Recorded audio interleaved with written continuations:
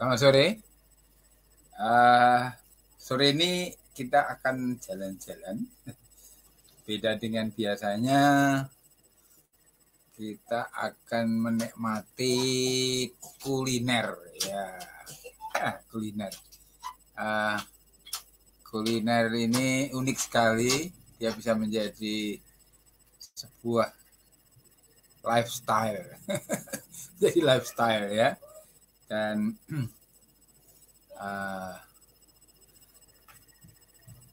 tentang kuliner ada banyak hal yang mungkin tak habis-habis dibicarakan. Ya, Anda tahu kan, di negeri kita ini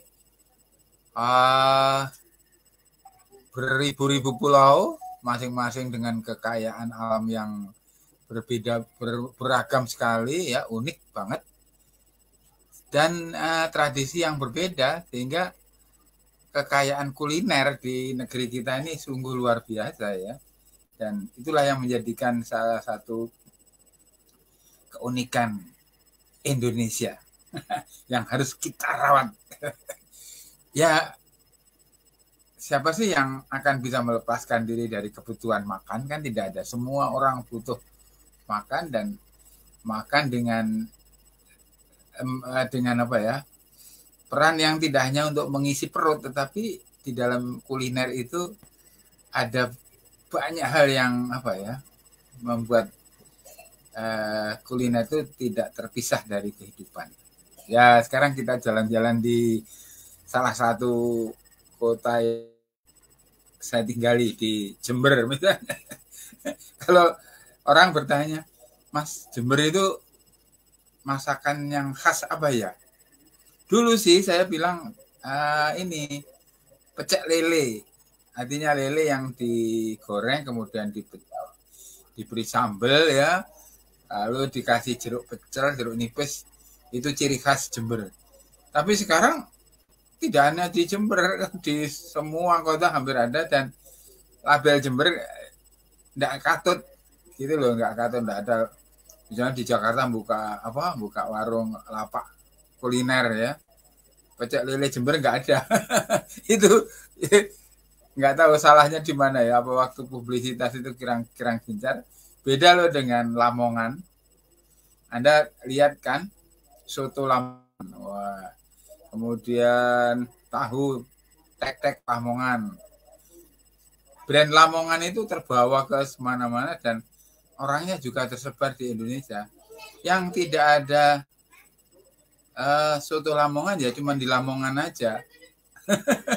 Yang ada di sananya soto sini gitu ya, tahu sini gitu ya. Kalau di Lamongan sendiri nggak ada. Kemudian yang khas sampai ke banyak tempat itu Madura, sate Madura. Jadi identik sate dengan orang Madura, sehingga apa namanya, teriakan penjual sate yang malam memecah kesunyian malam, wah, sate, ya itu sudah sangat khas ya. Nah itu membuat Madura bisa menyebar ke seluruh Indonesia. Lalu apalagi Padang, wah, Padang juga sebuah negeri kuliner yang tidak ada tandingannya. Bahkan rendangnya saja sudah menjadi apa ya, makanan yang kuliner yang sifatnya global, internasional. Ya, jadi begitu saudara. Kuliner itu, saya ingat ada peribahasa atau meme yang mengatakan begini. Oh, bukan meme. Kalau meme, saya tadi browsing nemu meme yang bagus-bagus tentang kuliner ya. Itu apa ini? Tapi sekarang ngomong tentang meme, ya tentang meme, tentang kuliner, kita nggak bisa lepas dari tentang selera. Dan tentang selera itu ada peribahasa Latin yang mengatakan de gustibus non disputandis. Nah, bacanya nggak tahu lah, pokoknya begitu tulisannya. Artinya apa? Tentang selera orang tidak bisa berdebat. Jadi mengapa perdebatan tentang selera itu akan berakhir buntu karena tiap-tiap orang punya selera. Yang suka pedas tentu tidak mau dikatakan bahwa pedas itu gak enak atau manis itu enak. Jadi bagi dia yang enak yang pedas. Nah, sebaiknya yang suka manis tentu manis itu yang ini kan disukai. Ya, sehingga di Indonesia ini kan kita bisa mencirikan beberapa daerah yang memiliki selera-selera khusus. Misalnya kalau mau cari yang manis-manis walaupun itu masakan ya Anda ke Jogja. Mulai dari gudeg terus masakan lain ya umumnya manis ya. Kalau yang pedas ya itu tadi Padang. Tapi ada juga sih yang rasanya berimbang ya. Pedas. Dan apa namanya? Nah, itu lagi-lagi memang kuliner itu menjadi satu apa ya?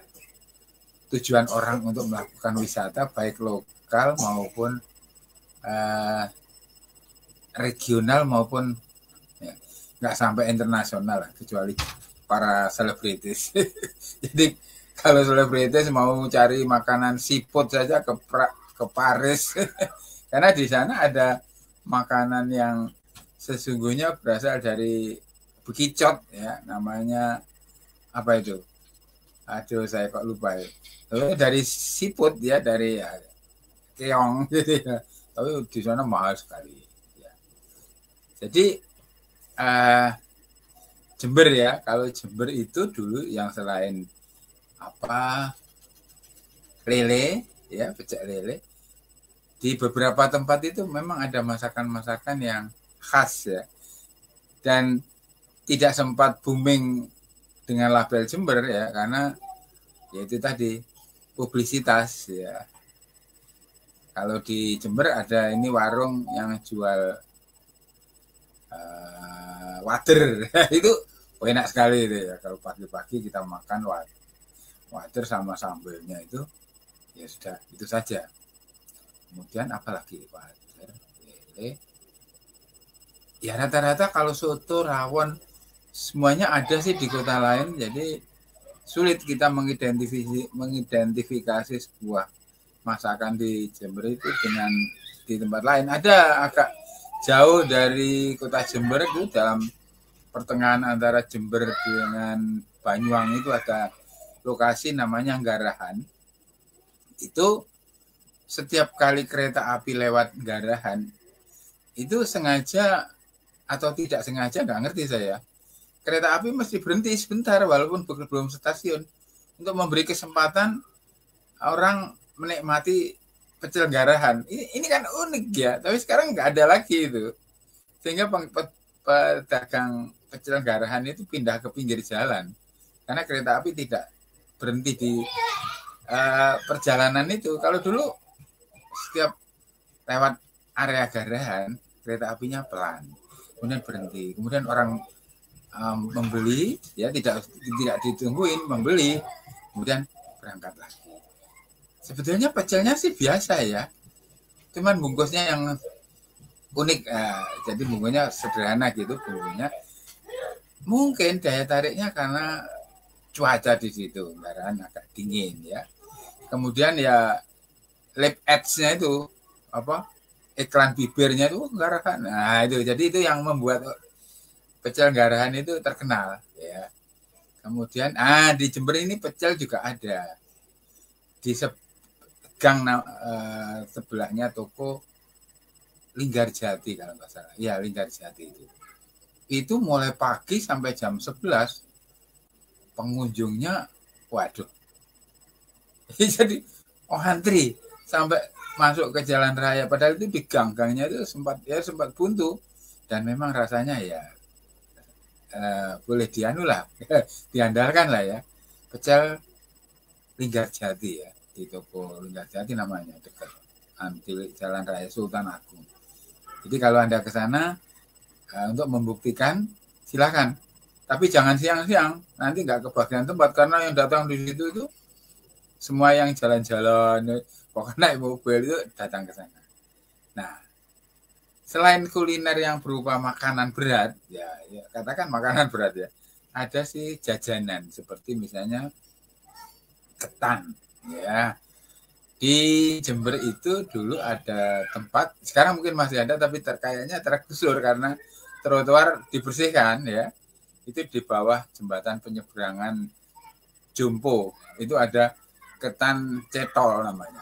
Ketan cetol itu nggak tahu karena yang jualan itu cantik. Kemudian apa ya, nggak ngerti lah pokoknya. Itu kalau sudah selesai maghrib itu sampai malam itu rame. Ketan cetol namanya ya. Lalu ada juga kopi apa, kopi jus apa kopi apa itu ya di daerah Sumbersari sana. Itu ya populer dan apa ya, banyak animonya kopi ya. Jadi selain makanan-makanan yang khas begitu itu, jajanan juga ada minuman yang khas. Lalu ya itulah Jember kan apa. Tapi di era pandemi ini tempat-tempat seperti itu kan sudah tidak normal lagi ya. Jadi artinya tidak bisa diharapkan tempat itu sebagai tempat cakruk atau jagongan seperti itu. Ya moga-moga saja pandemi ini cepat berlalu dan suasana itu kembali lagi seperti dulu, walaupun tentu perilaku ya ada pergeseran ya dengan dulu. Nah, kemudian kalau Anda ke wilayah pantai di Puger sana juga banyak sih makanan-makanan. Nah, seperti di sebuah pantai namanya kalau nggak salah Igir atau gimana itu ya. Kita bisa beli ikan panggang di sana. Ikan panggang makan di pantai, wah asik banget tuh. Ikan panggang. Kemudian tapi di Jember juga berkembang makanan-makanan yang dari luar, misalnya dimsum. Saya lihat kemarin di trotoar itu ada kereta tulisannya dimsum. Wah, ini perlu dicoba, ini dari Korea ini dimsum. Kemudian ada juga sebuah resto kecil yang menjual makanan Jepang itu. Tapi saya nggak pernah masuk lah di sana. Jadi orang mencari makan itu sebetulnya bukan karena hanya lapar, tapi ada tuntutan lain, misalnya untuk bersosialisasi, ngobrol, kemudian rekreasi juga, kemudian ada semacam seremoni, misalnya merayakan ulang tahun, ya, memberikan ucapan selamat untuk keberhasilan seperti itu, sehingga antara tradisi kuliner dengan tradisi yang lain itu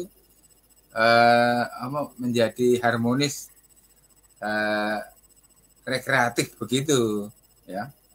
Nah, teman-teman,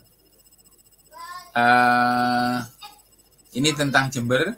Mungkin lain kali saya coba berkunjung ke kota lain. Syukur-syukur kalau ada yang mengundang. Tapi tentu saya tidak bisa sehebat Pak Bondan Winarno almarhum itu ya.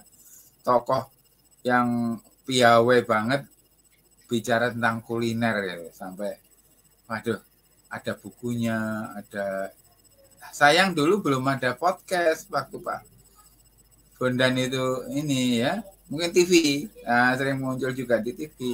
Tapi podcast belum ada, sehingga ini tidak seperti sekarang ya.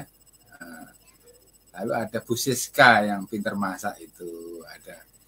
Jadi lagi-lagi kalau kita ngomong kuliner itu di sana ada berbagai macam muatan ya untuk terlibat di dalam meja yang 5 atau 6 orang itu ya, atau bahkan bukan meja tapi amben di warung yang tempat ngopi ya, itu juga menjadi forum ya, forum ngopi ya. Itu sekarang tumbuh warung-warung kopi yang di banyak kota karena Jember itu produk kopinya ya sudah lumayan ya. Jadi tempat-tempat ngopi di sini kadang-kadang dimanfaatkan untuk baca puisi, ya toh.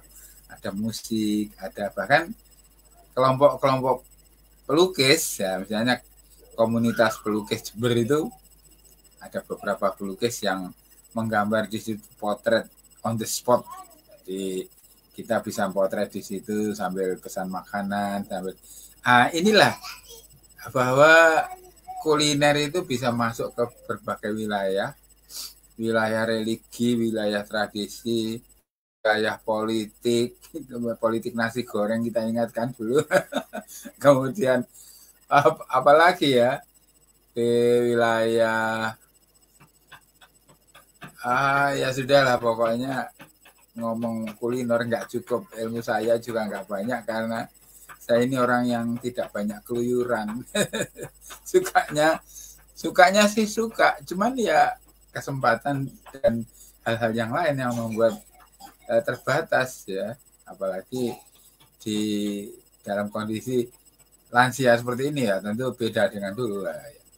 Jadi sahabat-sahabat, kuliner mungkin akan menjadi satu tema obrolan podcast saya di Kanal Kong. Terima kasih sudah mampir di warung kuliner Kanal Kong. Assalamualaikum warahmatullahi wabarakatuh.